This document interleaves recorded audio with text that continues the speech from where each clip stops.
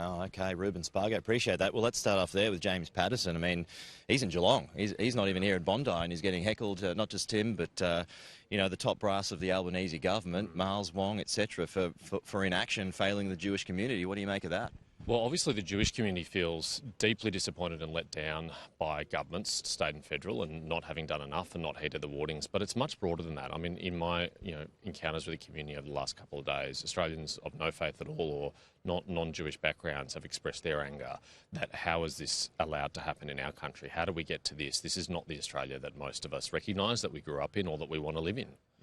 So what do we do from here? What do we do to make this the place that we recognise and that we want to continue living in? Well, I think one of the first steps is to stop tolerating the intolerable. There are people in our society who are extremists, who do not love our society, not love its culture, do not love its values, and they want to tear it down. They don't want to build it up. And when I read the news in The Australian yesterday that Naveed Akram was associated with the Madina Dawah Centre here in Sydney, I was completely unsurprised. This is an organisation I've been concerned about for years, and it is long past time it was shut down. It is a factory of hate. It produces nothing but extremists, and it shouldn't be allowed to continue. It shouldn't be shut down next week or next month or next year. It should be shut down today. Well, we're getting Nazis are getting kicked out of the country at the moment. Should that be extended? Well, absolutely. I mean, anyone who is here on a visa who's engaged in any sort of incitement or vilification of the Jewish community should have their visa cancelled and they should be deported. But an organisation like the Madina Dawah Centre, I've been talking about it for years because it is the principal source of some of the worst hate preaching we've seen in this country since October 7. If you ever read about a hate preacher saying that Jews are monkeys or pigs or should be spat on and drowned, inevitably it's come from the Madina Dawah Centre. It's got a long association with some of our worst terrorists, people who went to fight for Islamic State, like Khalid Sharif and Mohammed Alamar, some of our worst convicted terrorists, like Abdul Ben Brika. And Wissam Haddad, who's the principal preacher at the Madina Dawah Centre, was this year successfully sued by the Jewish community for vilification under the Racial Discrimination Act. Why do we let an organisation like that continue to operate and exist in our community? It produces nothing good. So if you can't kick them out of the country because they're born here, what do you do then? You just shut it down? I mean, they'll continue to preach, through other channels, would they not? Well, we have to use every lawful means available to state and federal governments, whether it's using the Charities and Not-for-Profits Commission, whether it's using the ATO, whether it's using vilification laws, incitement to violence laws. The full weight of the state should be thrown at extremists like this because they use our freedoms against us. They weaponise our freedoms against us. They don't want to uphold our freedoms. They want to use them to undermine and change Australia. And we've got to stop tolerating this. It will end in disaster for our country if this continues. Yeah, given your experience and your investigations in it, I mean, how prevalent is it that the younger folks are getting indoctrinated out there? Well, everyone has their own radicalisation pathway if they ultimately go and do a horrific atrocity like this. Some people are radicalised solely online. They get their content from overseas. But some people are radicalised here in our community. They're radicalised by extreme preachers. People like Wissam Haddad have been on the watch lists of our intelligence and security agencies and police for a long time, and yet he's been able to behave with impunity and get away with, frankly, this kind of behaviour at a massive cost. I did put your demand to Richard Marles today, and he kind of squibbed the answer. I mean, they're obviously under the pump at the moment, trying to work out what's the go-to from here. He says everything will be looked at. I mean, only a few days after a terror attack, is that fair enough? Do they need time to be able to work out how to stop this from happening again?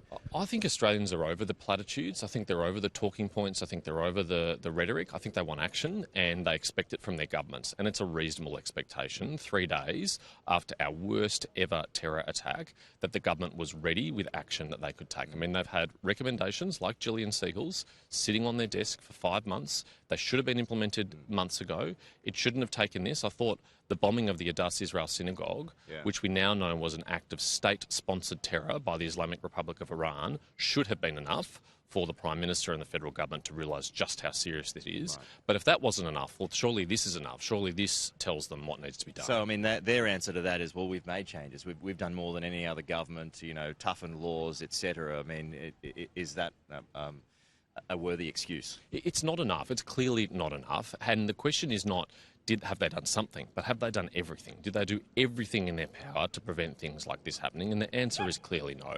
Even the things they have done, they typically had to be dragged to that, kicking and screaming by the Jewish community, by the opposition, by the media. They didn't have their own proactive initiatives to deal with this issue. They've been on the back foot from the beginning, and that's why people are so frustrated and angry. They've been warning about this. The Jewish community could not have been clearer that they feared that something like this would happen, and they feel so outraged that they've been proven right. What are your thoughts on the Philippines at the moment, and if red flags should have been raised? You know, if ASIO or the relevant authorities are aware of these two, not necessarily watching them, but they're aware of them, they go to the Philippines, which is a known hotspot for extremism, as I mentioned, particularly in the southern part of the region. Should there have been a red flag raised? Should there have been some intervention on their return, or are there too many people they're watching, so they just fell down the priority list? Look, I don't want to speculate about our intelligence agencies and our police. They're in the middle of this investigation and they do amazing work. But there will be, no doubt, coronial inquests and inquiries that will get to the bottom of this, and there'll no doubt be lessons learned. On the Philippines, I mean, it's a beautiful country. I've been there, I was married there, in fact. But Mindanao is not a safe place. It's a troubled part of the world. And honestly, there are not many good reasons for an Australian to be travelling to Mindanao unless they have an immediate family or friends there that they're visiting.